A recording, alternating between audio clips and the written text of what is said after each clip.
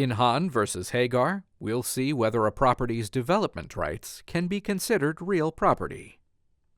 Edna Hahn had 4 children, including Thomas Hahn Jr., Jeanne Halstead, Barbara Butts, and Joanne Hagar.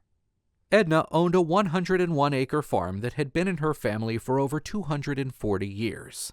When Edna died, her will conferred a qualified life estate in the property to Thomas. Edna's will stated that if Thomas ever ceased farming on the property, then the property would be shared equally by all 4 siblings.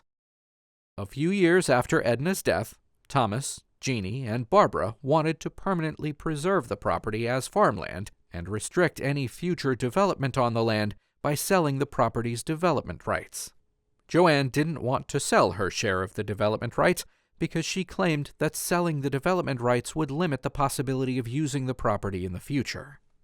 Thomas, Jeanne, and Barbara filed suit against Joanne to sell the property's development rights, even though there wasn't a proposed buyer for the development rights at the time of the lawsuit.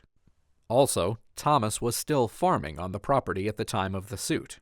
All the siblings stipulated that the phrase sale of development rights was defined as placing perpetual restrictions on the property that would limit the density of development on the property in exchange for money. The trial court found that development rights don't constitute real property.